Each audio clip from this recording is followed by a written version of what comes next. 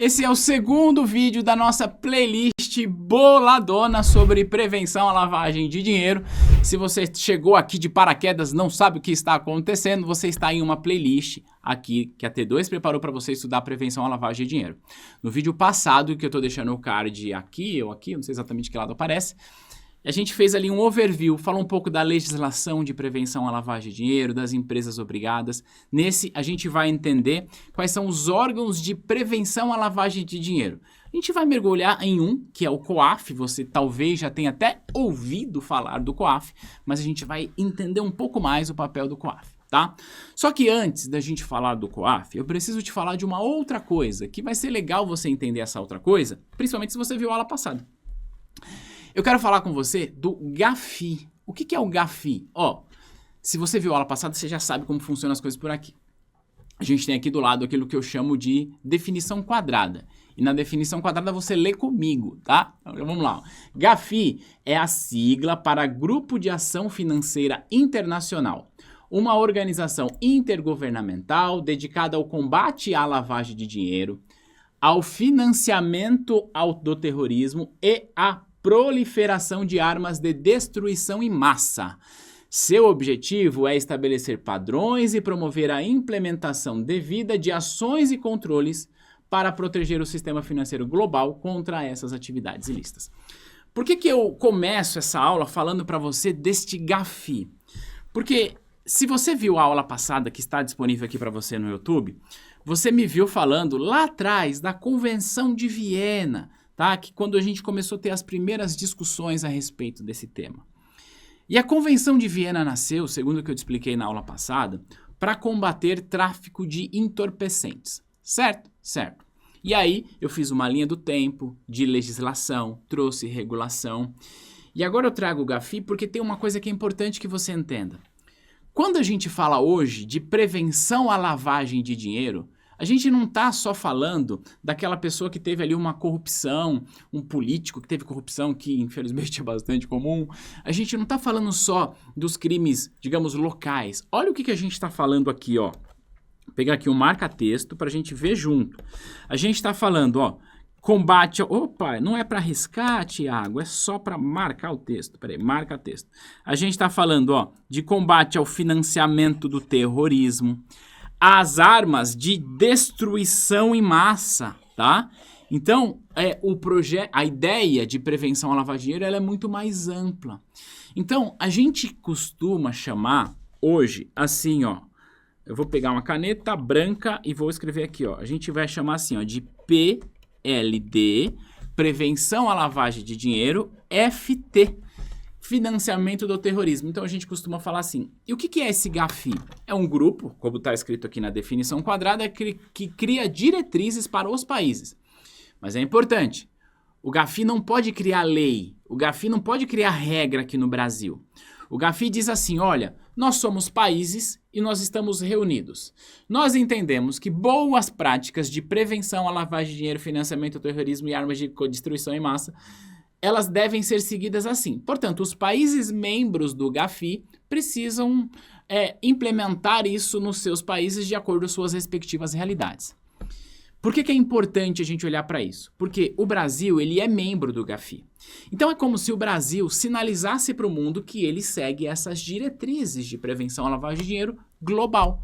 Então um país que é membro do GAFI, ele está sinalizando que ele segue essas diretrizes e, portanto, ele consegue se aproximar de outros países para fazer negócio e tudo mais. Então, do ponto de vista da economia, do ponto de vista de balança de pagamentos, do ponto de vista de credibilidade, fazer parte do GAFI é importante. Seguir aquilo que o GAFI traz ali como diretriz. E como a gente faz para, no Brasil, combater a lavagem de dinheiro? A gente faz isso através do COAF. O COAF é o Conselho de Controle de Atividades Financeiras. É o COAF que está de olho em tudo que diz esse assunto. Ele foi criado lá pela Lei 9613, que eu falei na aula passada, tá bom? Vamos ler a definição quadrada comigo, e aí eu vou falar com você daqui a pouco sobre as atribuições. Olha lá, ó. O COAF, né, que é o Conselho de Controle de Atividades Financeiras, é a unidade de inteligência financeira do Brasil, autoridade central do sistema de prevenção e combate à lavagem de dinheiro, ao financiamento do terrorismo e à proliferação de armas de destruição em massa. tá bom? Especialmente no recebimento de análise e disseminação de informações de inteligência financeira. Primeira coisa que precisa estar claro para você é que o COAF não é a polícia.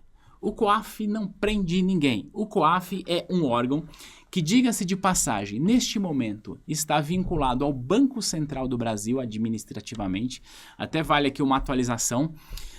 Em 2019, o presidente Jair Bolsonaro mudou o COAF, ele tirou o COAF do então Ministério da Fazenda, jogou para o Banco Central, ele foi para a Justiça, voltou, mas enfim, o final da história é que o COAF termina o governo Bolsonaro vinculado ao Banco Central, administrativamente ao Banco Central do Brasil. O presidente Lula assume em 2023 e edita uma medida provisória que tira o COAF do Banco Central e leva ele para o Ministério da Fazenda. Acontece que essa medida provisória ela não foi votada, portanto perdeu validade. O que significa dizer, portanto, que desde julho de 2023 o COAF está vinculado administrativamente ao Banco Central porque a medida provisória perdeu validade.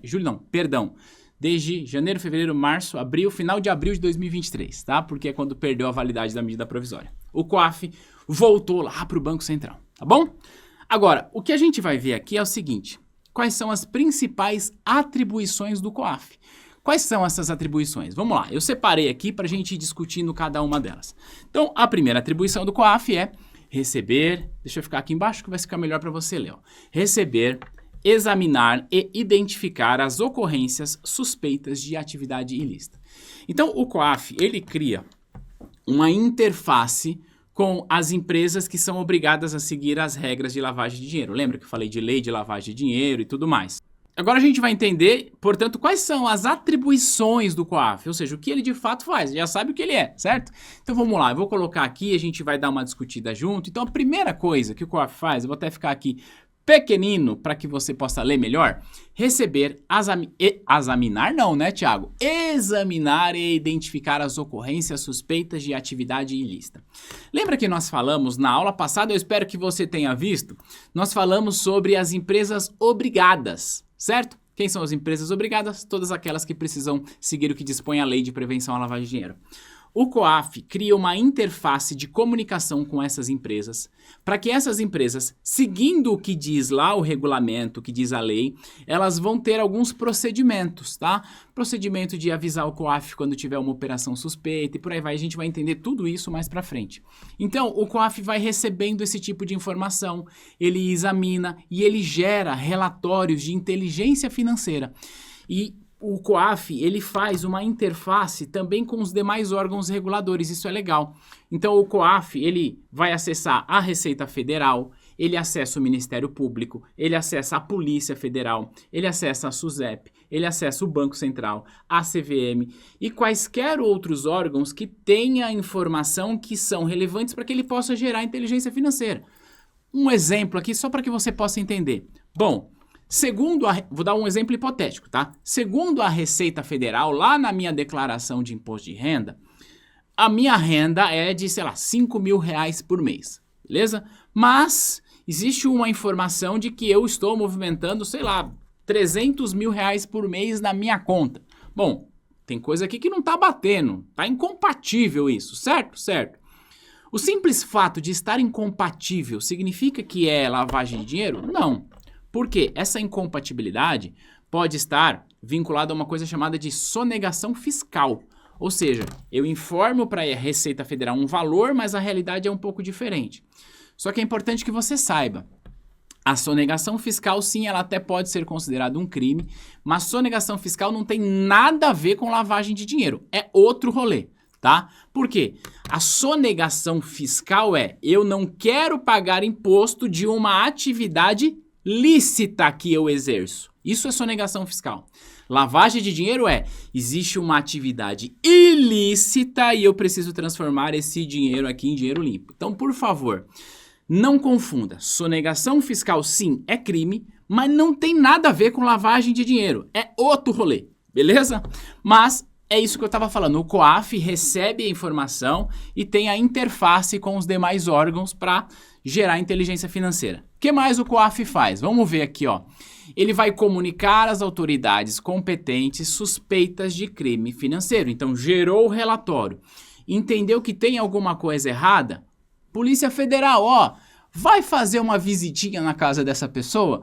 Ô, Ministério Público, o que você acha aqui, ó, de abrir um inquérito para investigar essa pessoa e eventualmente ele ser condenado pela justiça? É importante que você entenda. O COAF não prende ninguém, o COAF não gera nenhum tipo de penalidade criminal, tá? O COAF ele vai aplicar o que a gente chama de pena administrativa, eu vou te explicar daqui a pouco. O que mais ele faz? Ó, ele vai coordenar e propor mecanismos de cooperação e de troca de informação. Que é isso que eu acabei de falar. Trocar informações entre esses órgãos para quê? Para gerar inteligência financeira. Vou ficar pequenininho aqui para não atrapalhar a sua leitura, porque vai entrar mais um. Vamos lá, olha só. O COAF também vai disciplinar e aplicar penas administrativas. Esse é um ponto importante que você precisa entender. Olha só, eu vou ficar aqui do lado para a gente rabiscar. Se você viu a aula passada, na aula passada eu disse que nós temos legislação e temos regulação. E na aula passada dessa playlist, eu também disse para você que a legislação todas as empresas precisam seguir, a regulação só os regulados. Só que eu também usei um exemplo de empresa obrigada como uma empresa que vende joias e objetos de arte. Essa é uma empresa obrigada. Mas ela não tem regulador. Não tem o banco central da loja de joias. Você conhece? Não tem, certo? Então o que acontece? Para setores da economia que não possuem regulador próprio, o COAF ele atua como um regulador para esse setor, criando regras e eventualmente aplicando penas administrativas. O que eu quero dizer com isso é o seguinte: o Banco Central e a CVM criam regras para os bancos, para as corretoras seguirem. Se essas empresas não seguirem, é o Banco Central ou a CVM que vai aplicar a essas empresas penas administrativas, que você vai ver quais são, tá? O COAF não aplica nenhum tipo de pena para banco ou para corretora, porque tem o seu regulador para fazer isso. O COAF vai aplicar uma penalidade administrativa para a empresa que não tem o seu próprio regulador. Eu dei vários exemplos na aula passada, né? Empresas que comercializam joias, empresas que agenciam atletas e artistas de grande expressão, tudo isso precisa seguir regra. Empresas que vendem imóveis, empresas que vendem carro de luxo também. Percebe? São empresas que estão sujeitas à lei, mas não tem regulador. Então, nesse caso, o COAF cria os procedimentos, cria a regulação, cria a resolução. Então, é importante que você entenda para que você não confundir. Porque pode até ser que nos seus estudos aí pela internet, você encontre, sei lá, a resolução 20 do COAF, que trata sobre prevenção à lavagem de dinheiro, quais são as regras e tal. Ok, ela é válida, ela funciona, mas ela não se aplica a bancos, não se aplica à corretora. Por quê? Quem cria a resolução desses setores são os seus entes reguladores, tá bom? E aí, olha só, tem mais uma parada aqui que o COAF faz, que é regular os setores econômicos para os quais não haja regulador ou fiscalizador próprio, que é o que eu acabei de explicar para você. Então, essas são, portanto, as principais funções do COAF, tá?